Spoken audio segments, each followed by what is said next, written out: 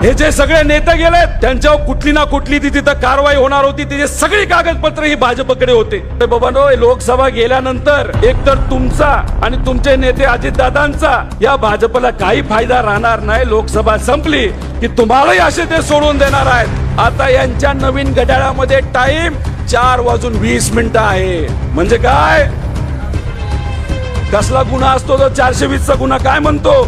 आमदार रोहित पवार यांनी आज पुणे येथे 7 अनुभवाची ताकद महाराष्ट्राची महासभा ही तुफान गाजवली. या सभेत शरद पवार, जयंत पाटील, अमोल कोल्हे यांनी भाषणे केली. परंतु ही सभा गाजवली ती रोहित पवारांनी. रोहित पवारांनी पहिल्यांदाच थेट अजित पवारांवर निशाणा साधला. हे 420 लोक फक्त मलिदा लाटण्यासाठी तिकडे गेले आहे. यांचा आणि विकासाचा काहीच संबंध नाही. 70,000 कोटीचा घोटाळा दाबण्यासाठी यांनी आपल्याच काकाला दगा दिला. शरद पवारांसमोर रोहित पवारांनी थेट अजित पवारांवर जोरदार टीका केली. मग पैशाचा वापर केला तरी चालेल, कुटुंब फोडलं तरी चालेल, पार्टी फोडली तरी चालेल, कितीही खालच्या लेवलला गेलं तरी चालेल, पण सत्ता ही आलीच पाहिजे असा विचाराचं भाजप सरकार या देशामध्ये तिथं प्रयत्न करत आहे. आणि तसाच प्रयत्न या महाराष्ट्रामध्ये काही महिन्यांपूर्वी झाला. तसं बघितलं तर 1.5 वर्षापूर्वी मराठी माणसांची अस्मिता टिकावी यासाठी बाळासाहेब ठाकरे साहेबांनी जी पार्टी शिवसेना उभी केली ती पार्टी फोडली गेली. त्यानंतर आदरणीय पवार साहेबांनी तुमचे प्रश्न सुटावेत, शेतकरी, कष्टकरी, युवा, ग्रामीण भागातले सर्वसामान्य लोक, शहरी भागातले सर्वसामान्य लोकांचे प्रश्न सुटावेत यासाठी जी राष्ट्रवादी पार्टी काढली ती पार्टी सुद्धा फोडली आणि कुटुंब सुद्धा फोडलं. ज्यांना 60 वर्ष जमलं नाही ते आपल्याच लोकातून त्यांना त्यांच्याकडे घेऊन हे त्यांनी करून दाखवलं. पण भाजपला कितीही वाटत असेल की कुटुंब फोडलं आणि पार्टी फोडली म्हणजे त्यांची डाळ शिजेल, ते विसरून गेले. पवार साहेबांचं कुटुंब फक्त पवार नाही तर पवार साहेबांचं कुटुंब हे पुढे बसलेले लोक आहेत. हे महाराष्ट्राची स्वाभिमानी जनता आहे आणि ह्यांना कुणी विकतही घेऊ शकत नाही, ह्यांना कुणी फोडूही शकत नाही. काही आहेत स्वार्थी लोक, काही आहेत मलिदा गँगवाली लोक, कॉन्ट्रॅक्ट घेतात. कोणाला तरी पुढे जाऊन जिल्हा परिषद सदस्य बनायचं, कोणाला काहीतरी बनायचं, कोणतरी माझी कोणतरी आहे, त्यांना फक्त स्वतःच पडलंय. त्यांना तुमचं आपलं कोणाचं विचाराचं तर अजिबात तिथं पडलेलं नाही. ह्या लोकांचं काय करायचं हे निर्णय तुम्ही सर्वजण घ्याल. पण मी तुम्हाला अभिमानाने आणि विश्वासाने या ठिकाणी सांगतो की येत्या काळामध्ये आपल्या या महाराष्ट्रामध्ये लोकसभा असू द्या नाही तर विधानसभा असू द्या, इथं सामान्य लोकांचं राज्य आल्याशिवाय राहणार नाही. म्हणजे इथं आदरणीय पवार साहेबांच्या मार्गदर्शनाखाली आपली सत्ता या महाराष्ट्रामध्ये आल्याशिवाय राहणार नाही. साहेबांचं प्रेम एका कार्यकर्त्यावर केवढं आहे ते बघायचं असेल तर मग वळसे पाटील साहेबांना भेटलं पाहिजे असं पूर्वी त्या ठिकाणी आम्हाला वाटायचं. जेव्हा पार्टी फुटत होती तेव्हा 50-55 लोक गेली तरी चालतील, नाही तर कदाचित जातील, पण एक व्यक्ती पवार साहेबांना सोडणार नाही असं आम्हा सगळ्यांना वाटत होतं, ते म्हणजे वळसे पाटील साहेब. पण स्वतःचा विचार केला. म्हणतात कारवाई होत नाही, कारवाई होणार नव्हती तरी मी गेलो. खोटं बोलतात ते. हे जे सगळे नेते गेलेत त्यांच्यावर कुठली ना कुठली ती तिथं कारवाई होणार होती, त्याची सगळी कागदपत्र ही भाजपकडे होते. आणि या भाजपला घाबरले, त्या कारवाईला घाबरले. तुम्हाला सोडून गेले, साहेबांना सोडून गेले. ज्या व्यक्तीने त्यांचा विश्वास सोडला अशा आपल्या साहेबांना ते तिथं सोडून गेले. म्हणजे गुरुला संकटात साथ देण्याऐवजी ते पळून गेले. आणि मध्ये आधी त्यांची भाषणं आम्ही ऐकतो, सभेला जावा काय हरकत नाही. अहो तुम्हाला तेच बोलावं लागणार का लोकच तुमचे ऐकणार नाही. एका बाजूला सभेत म्हणतात साहेबांच्या सभेला जावा आणि दुसऱ्या बाजूला मात्र तुम्ही लोकांना फोन करता. गेला तर बघतोच, ऊस तोडणार नाही, बँकेतून कर्ज मिळणार नाही, हे नाही होणार, ते होणार नाही, जिल्हा परिषदचं सदस्यत्वाला देणार नाही. अरे बाबांनो, लोकसभा गेल्यानंतर एकतर तुमचा आणि तुमचे नेते अजितदादांचा या भाजपला काही फायदा राहणार नाही. लोकसभा संपली की तुम्हालाही असे ते सोडून देणार आहेत.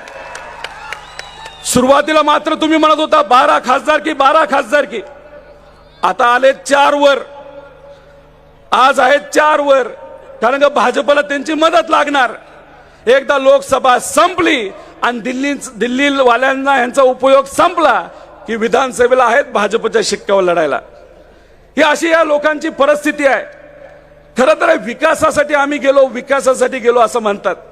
जर तुमच्या सर्वांच्या हक्कासाठी खऱ्या अर्थाने केंद्र सरकारशी कोण लढला असेल तर तुमचे खासदार अमोलजी कोल्हे हे लढत होते या दिल्लीमध्ये.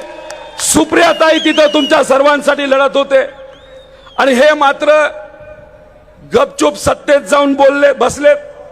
अहो, विकास कोणाचा हे तरी तुम्ही सांगायला पाहिजे होतं.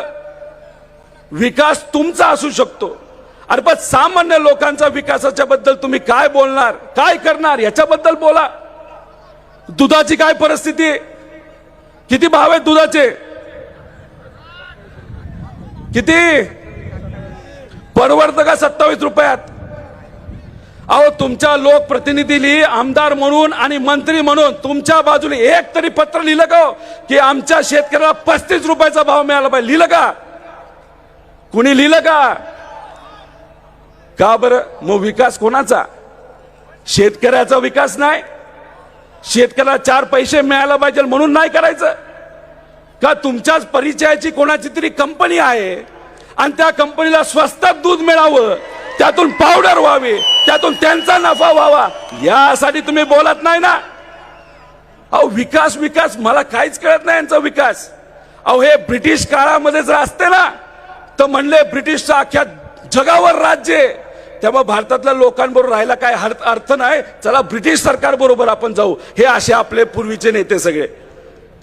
हे जे काय चाललंय ते चुकीचं चाललंय. नेहमी विश्वास टाकला. जेव्हा अनिल देशमुख साहेब आदरणीय पवार साहेबांच्या बाजूने लढत होते, तुमच्या सर्वांच्या बाजूने लढत होते, अरे म्हणजे काय चाललंय इकडे? अरे म्हणजे विकास म्हणजे काय? लोकांचा विकास का तुमचा विकास हे स्पष्टपणे इथं असताना लोकांना तुम्ही सांगा. अहो, हे भाषण करणारे फक्त विषय की आम्ही विकासासाठी गेलो. काही विकासासाठी गेले नाही, स्वतःवर कारवाई होऊ नये म्हणून ते तिकडे जाऊन बसलेत. 2018ला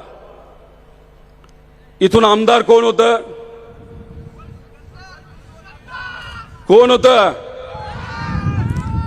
सत्ता कोणाची होती? भाजपची सत्ता होती का नव्हती? भाजप शिवसेनेची त्या काळामध्ये सत्ता होती का नव्हती? आणि तुमच्या सर्वांचे लाडके आमदार यांनी एक फार मोठ्या व्यक्तीला, ज्या व्यक्तीने 2014 नंतर या अख्ख्या महाराष्ट्रामध्ये राजकीय संस्कृतीची वाट लावली, अशा देवेंद्र फडणवीस साहेबांना एक पत्र लिहिलं. 2018ला मी आमदार 2019 नंतर झालो. 2018ला भाजपचं सरकार असताना देवेंद्र फडणवीस साहेबांना पत्र लिहिलं. मंत्र्याच्या अध्यक्षतेखाली एक बैठक बसली. या बैठकीमध्ये फक्त 3च लोक होते, ज्याच्यामध्ये वळसे पाटील साहेब होते, अण्णा हजारे साहेब होते आणि पाचपुते साहेब होते. याच्यामध्ये त्यावेळेसचे माझे विरोधक राम शिंदे तर कुठंच नव्हते, त्यांना काय विकासाचं पडलं नाही ती वेगळी गोष्ट आहे. या तिघांची बैठक झाली मंत्र्याबरोबर आणि त्या बैठकीसाठी वळसे पाटील साहेबांनी एक पत्र लिहिलं की हा बोगदा करायला काही हरकत नाही आणि जे पाणी येडगावला पाटाने जाते, कॅनलनी जाते, त्याच्यामुळे पाण्याचं खूप मोठं नुकसान होतंय आणि हा बोगदा तिथं झाला तर ते नुकसान थांबेल, असं पत्र कुणी लिहिलंय? वळसे पाटील साहेबांनी. अशा पद्धतीने ते जर वागत असतील आणि इथं येऊन माझं नाव सांगतात. अहो, उलट आदरणीय पवार साहेबांनी पुढाकार घेतला. जयंत पाटील साहेब इथं आहेत आणि निर्णय घेत असताना हा निर्णय आपल्याला नगर जिल्ह्यासाठी तिथे असणाऱ्या लोकांसाठी घ्यावा लागेल, पण आमच्या आंबेगावच्या लोकांना विश्वासात घेतल्याशिवाय घेऊ नका असं पवार साहेबांनी तिथं सांगितलं. आणि ह्यांनी काळ्या रात्रीमध्ये जशी साईड बदलली, सत्ता बदलली, विचार बदलले, साहेबांना सोडलं, अशा तुम्हा सर्वांना विश्वासात न घेता 2018ला बैठक केली. मग आम्ही असं समजायचं का त्यावेळेस आंबेगाव शिरूरच्या मतदारसंघाला तुम्ही सोडण्याचा विचार केला होता, त्यावेळेस तुम्ही साहेबांना सोडण्याचा विचार केला होता, त्यावेळेस तुम्ही तिथं हा विचार सोडून भाजप बरोबर जाण्याचा विचार केला. म्हणून एक सेटिंग म्हणून हे पत्र देवेंद्र फडणवीसांनी मागितलं आणि तुम्ही सहजपणे देऊन गेले. अनेक असे विषय, वेळ नाही तर बोललो असतो. लोकसभेची पण सभा होणार आहे, घाबरू नका.